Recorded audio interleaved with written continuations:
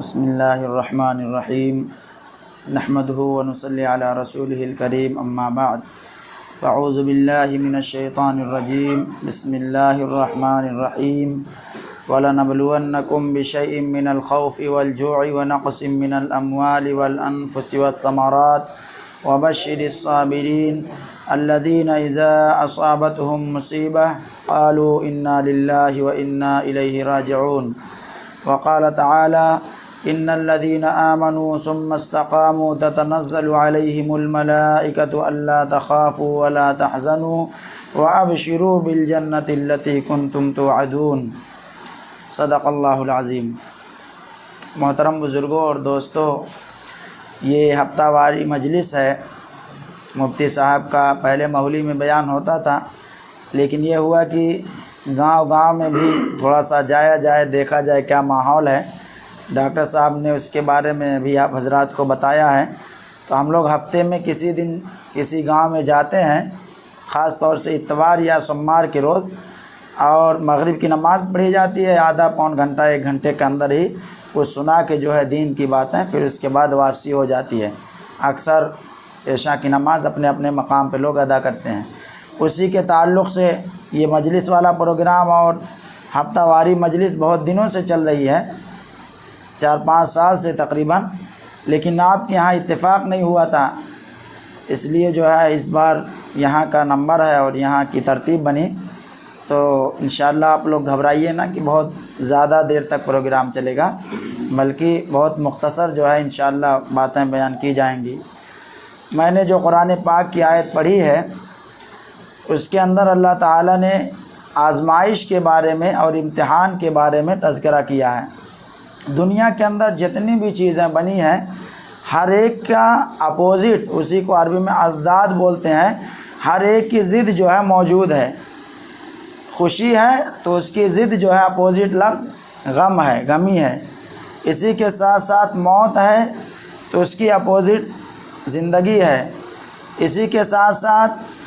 اور جو ہے دن ہے، اس کی اپوزٹ رات ہے۔ تو جتنی بھی دنیا کے اندر چیزیں بنی ہیں، ہر ایک کی اپوزٹ موجود ہے۔ چنانچہ اگر آدمی پر ایک ہی جیسے حالات ہر وقت رہیں تو آدمی ایک دم بالکل پاگل ہو جائے گا اور دیوانہ ہو جائے گا۔ اس لیے حالات اس کے اوپر آتے ہیں، کبھی خوشی کے، کبھی غمی کے، کبھی موت ہے، کبھی زندگی ہے۔ یہ سب چیزیں چلتی رہیں گی، اور اللہ تعالیٰ نے اس کے بارے میں قرآن پاک کے اندر ارشاد بھی فرمایا ہے، تبارک الذی بیدہ الملک وہو علی کل شیء قدیر الذی خلق الموت والحیاۃ لیبلوکم ایکم احسن عملا، کہ اللہ تعالیٰ نے موت اور زندگی بنایا ہے تاکہ آزمائے کہ تم میں سے کون شخص عمل اچھا کر کے جاتا ہے اور نیکیاں زیادہ اکٹھا کر کے جاتا ہے۔ تو آزمائش بندے مومن کے اوپر ضروری ہے۔ حالات جو مسلمانوں پر آتے ہیں یا انسانوں پر آتے ہیں، 4 وجوہات کی بنا پر حالات آتے ہیں، اور 4 چیزوں سے اس کو دور کیا جا سکتا ہے۔ یہی بتا کے 4 چیزیں انشاءاللہ بات ختم کریں گے۔ پہلی چیز جو ہے انسانوں کے اوپر یا خاص طور سے مسلمانوں کے اوپر جو حالات یا مصائب اور مشکلات آتے ہیں، تو پہلی چیز یہ ہے کہ آزمائش کے لیے آتے ہیں۔ آزمائش کے لیے اللہ تعالیٰ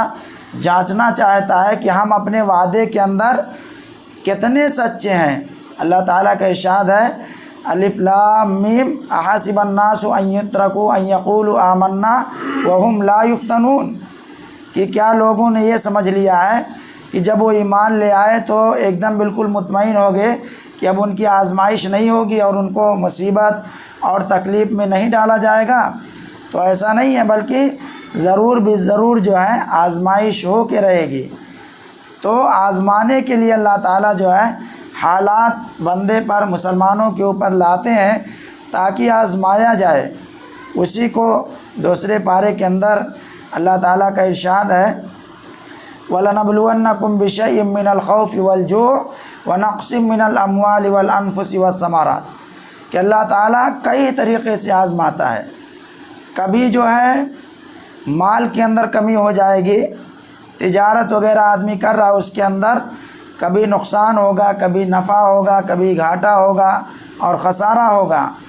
اسی کے ساتھ ساتھ کھیتی باڑی کا اگر کام کر رہا ہے، کبھی سوکھا پڑے گا، کبھی پالا پڑے گا، کبھی گیہوں کے موسم میں بارش زیادہ ہو جائے گی،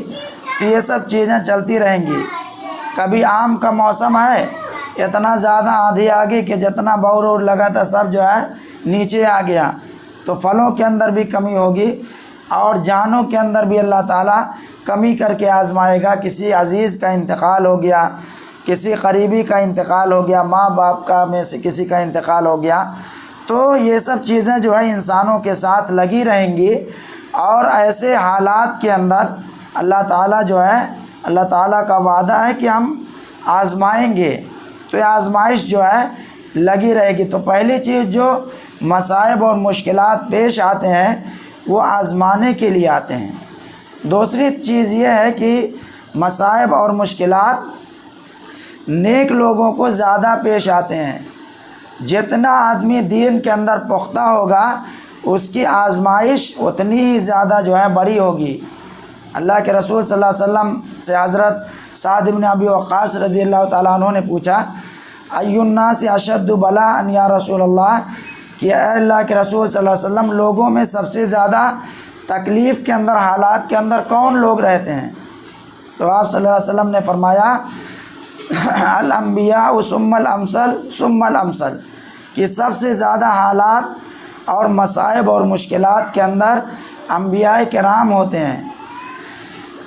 پھر ان کے بعد جو ان سے زیادہ نیک ہوتے ہیں، پھر اس کے بعد جو ان سے زیادہ نیک ہوتے ہیں، یہ تسلسل چلتا رہتا ہے، یہ سلسلہ قائم و دائم رہتا ہے۔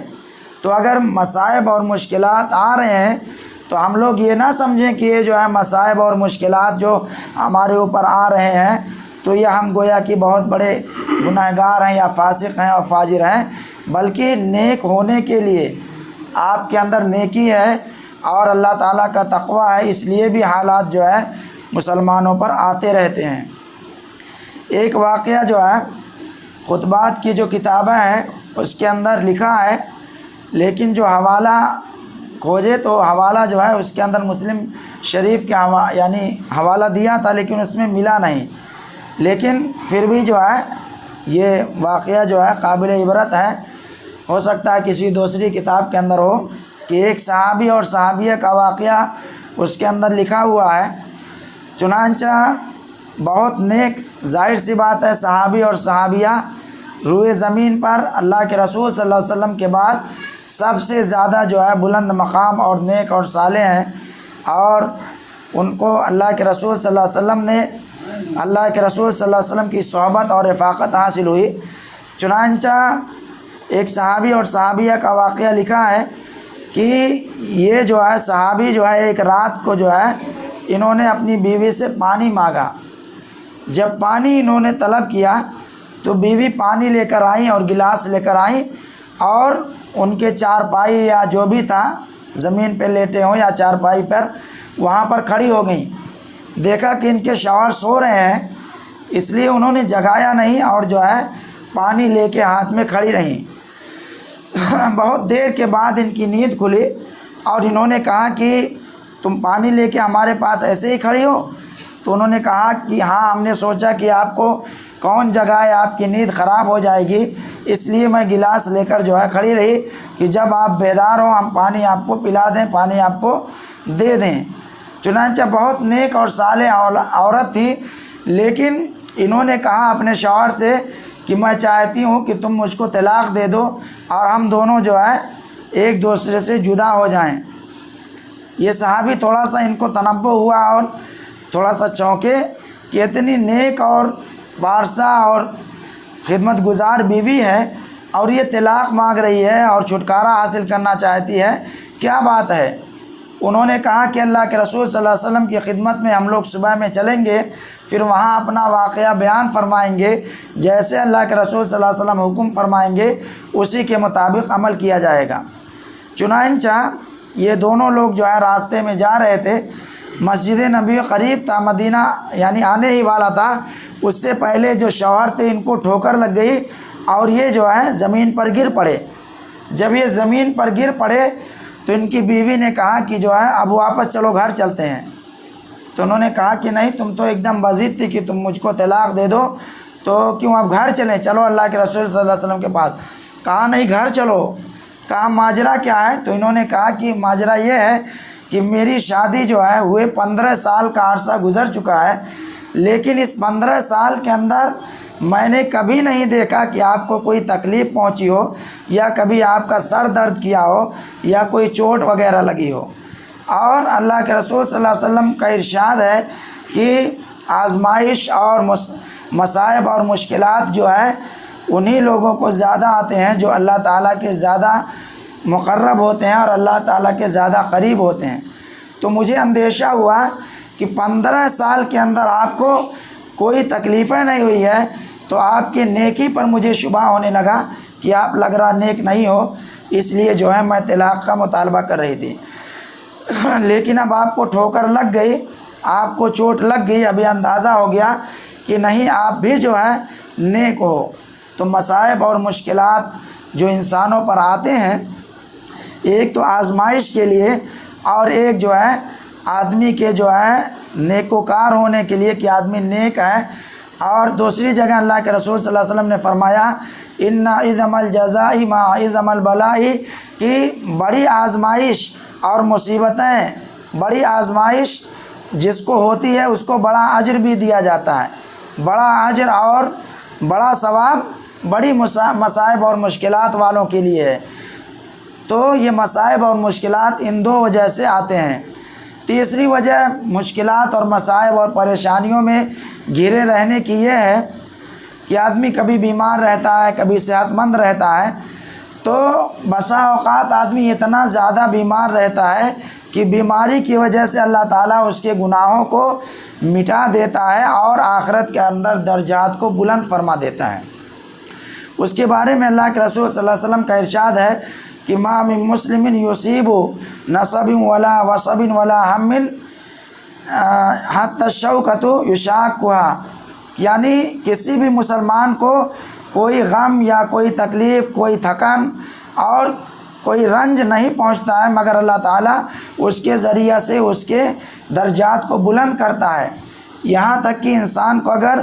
کوئی کانٹا چبھ جاتا ہے تو بھی اللہ تعالیٰ اس کے ذریعہ سے اس کے درجات کو بلند کرتا ہے۔ تو مصائب اور مشکلات کے اندر گھرے رہتے ہیں جو لوگ، تو اس کا مطلب نہیں ہے کہ وہ بہت زیادہ بدکار ہیں اور نیک نہیں ہیں، گناہ گار ہیں، بلکہ اللہ تعالیٰ ان کے گناہوں کو دنیا کے اندر کاٹتا ہے اور آخرت کے اندر ان کے درجات کو بلند کرتا ہے۔ ہر آدمی جب دیکھتا ہے تو سوچتا ہے کہ یعنی اسی کے گھر زیادہ مصائب اور مشکلات ہیں اور حالات ہیں، لیکن جب آدمی نکلتا ہے، آتا جاتا ہے کہیں تو دیکھتا ہے۔ 3-4 دن قبل مفتی محبوب احمد صاحب کے ساتھ ایک گاؤں میں جانا ہوا اسی علاقے میں، چنانچہ دیکھے کئی لوگ ایک ہی گھر کے اندر بیچارے بیمار ہیں، ابھی نوجوان ہیں لیکن سنگین بیماریاں ہیں۔ تو مصائب اور مشکلات جو آتے ہیں انسان کو، اس پہ گھبرانا نہیں چاہیے، اور یہ نہیں سوچنا چاہیے کہ ہم ہی جو ہیں اور ہمارے ہی اوپر سارے حالات ہیں، بقیہ اور بھی لوگوں کے اوپر حالات ہیں، لیکن ہم جس گاؤں کے اندر رہ رہے ہیں جہاں 4-6 گھر ہیں وہاں پہ لوگوں کے حالات نہیں ہیں، تو ایسا نہیں سمجھنا چاہیے کہ اور کوئی تکلیف میں ہے، یعنی ہم ہی صرف تکلیف میں ہیں۔ اور اسی کے ساتھ ساتھ جو مصائب اور مشکلات آتے ہیں، چوتھی وجہ یہ ہے کہ تنبہ کرنے کے لیے، یعنی گویا کہ الارم ہوتے ہیں، الارم کی گھنٹی جس طرح بجتی ہے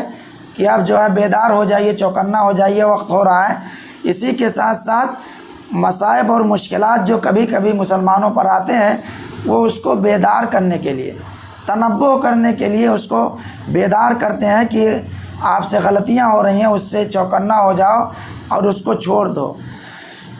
تو 4 وجہ سے مشکلات اور مصائب آتے ہیں، اور ان کو 4 وجہ سے دور کیا جا سکتا ہے۔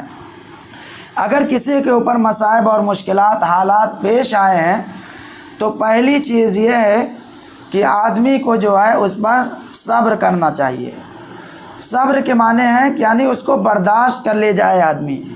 اور جو مصائب اور تکلیفیں اس کے اوپر آئی ہیں اس کو جو ہے آدمی پی لے اور اس کو برداشت کر لے۔ کسی کے گھر پر کسی عزیز کا انتقال ہو گیا یا کوئی بیماری بڑی ہو گئی تو آدمی اس پر صبر کر لے، گوتم بدھ کے بارے میں لکھا ہے ہندی کی کتابوں کے اندر کہ گوتم بدھ جو ہے یہ شراوستی وغیرہ آئے تھے جب ادھر لمنی وغیرہ جو ہے، یہ جب لمنی وغیرہ کی طرف ان کا دورہ ہو رہا تھا تو شراوستی کے اندر یہ کچھ دیر رکے تھے، اور کپل وستو جو سدھارتھ نگر کے اندر ہے وہاں بھی وہ ٹھہرے ہوئے تھے۔ جب اس علاقے میں وہ ٹہل رہے تھے، اس کے بعد ایک عورت آئی، بہت زیادہ جو ہے چلاتی ہوئی اور روتی ہوئی، اور انہوں نے کہا گوتم بدھ سے کہ ہمارا ایک لوٹا بیٹا تھا، ایک ہی بیٹا تھا، اور اس کو سانپ نے کاٹ لیا ہے اور وہ مر گیا ہے، ہمارے بیٹے کو جو ہے زندہ کر دیجئے۔ تو انہوں نے بہت حکمت کی بات کہی گوتم بدھ نے، انہوں نے اس عورت سے کہا کہ جاؤ، تمہارے بیٹے بہت زیادہ ایک دم پریشان تھی، کہا تمہارے بیٹے کو ہم زندہ کر دیں گے، لیکن جاؤ جو ہے یہ جو گاؤں ہے آس پاس میں دکھ رہا ہے، کسی گھر سے گیہوں لے آؤ، کسی گھر سے گیہوں لے آؤ، ہم تمہارے بچے کو زندہ کر دیں، لیکن ایک بات یاد رکھنا کہ گیہوں ایسے گھر سے لانا جس کے گھر میں آج تک کسی کا انتقال ہی نہ ہوا ہو۔ چنانچہ گئی جو ہے، پورا گاؤں ٹہلی، لیکن کوئی ایسا گھر نہیں ملا جس کے ہاں کسی کا انتقال نہیں ہوا ہو۔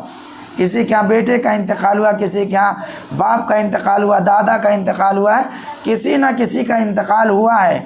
چنانچہ جب وہ واپس آئی تو گوتم بدھ نے کہا کہ کیا ہوا، تم کو گیہوں نہیں ملا؟ تو اس عورت نے کہا کہ گیہوں تو مل رہا تھا، لیکن آپ نے جو شرط لگائی تھی کہ ایسے گھر سے گیہوں لانا جس کے ہاں کسی کا انتقال نہ ہوا ہو، تو کوئی گھر ایسا نہیں ملا جس کے ہاں مصیبت نہ آئی ہو، کسی کا انتقال نہ ہوا ہو۔ تو ہرنی مرنی اور سب جو ہے ہر انسان کے ساتھ لگا ہوا ہے، اس طریقے سے اس کو صبر آیا اور قرار آیا کہ یہ جو مصیبت ہے میرے ہی ساتھ نہیں ہے بلکہ اور لوگوں کے ساتھ بھی یہ مصائب اور مشکلات ہیں۔ تو مصائب اور مشکلات جب آئیں تو آدمی کو اس پر صبر کرنا چاہیے۔ دوسری چیز یہ ہے کہ اس پر جزا اور فضا نہیں کرنا چاہیے۔ جزا اور فضا کے معنی رونا اور گھبرانا، چلانا کہ فلاں چیز میں استعمال کروا دیا ہوتا تو ہمارے فلاں عزیز کا انتقال نہ ہوتا، یا فلاں چیز فلاں آدمی یہ بات نہ کہا ہوتا تو ان کو صدمہ نہ ہوتا، ہارٹ اٹیک نہ ہوتا، تو یہ سب چیزیں جو ہے فلاں ڈاکٹر کو دکھائے ہوتے تو ٹھیک ہو جاتے۔ یہ سب چیزیں جو ہے آدمی کو دل کے اندر اور زبان پر اس کو نہیں لانا چاہیے، اور بہت زیادہ رونا پیٹنا یہ بھی نہیں کرنا چاہیے۔ تو یہ جزا اور فضا بھی آدمی کو نہیں کرنا چاہیے۔ تیسری چیز یہ ہے کہ جب مصائب اور مشکلات آئیں، کوئی بیماری ہو، تو آپ کو چاہیے کہ ایسے وقت میں صلاۃ الحاجت پڑھیں۔ صلاۃ الحاجت 2 رکعت آپ نماز پڑھیں، اس کے بعد آپ کی جو ضروریات ہیں اس کے مطابق آپ دعا کریں۔ جو مصائب اور مشکلات ہیں اس کو دور کرنے کے لیے دعا کریں، اور اللہ تعالیٰ سے مانگیں کہ یہ مصائب اور مشکلات جو حالات ہیں وہ دور ہو جائیں۔ چوتھی چیز یہ ہے کہ جب مصائب اور مشکلات پیش آئیں تو آدمی کو چاہیے کہ ایسے موقع پر اس کو صدقہ کرنا چاہیے۔ صدقہ جو ہے، صدقے کے بارے میں فرمایا گیا کہ الصدقۃ تطفئ غضب الرب، کہ صدقہ جو ہے مصیبتوں کو اور اللہ تعالیٰ کے غضب اور غصے کو ٹھنڈا کر دیتا ہے، بجھا دیتا ہے۔ تو آدمی کو صدقہ کرنا چاہیے، لیکن ہم لوگ جو ہے جب مصائب اور مشکلات آ جاتے ہیں تب اس کے بعد صدقہ کرتے ہیں، حالانکہ صدقہ جو ہے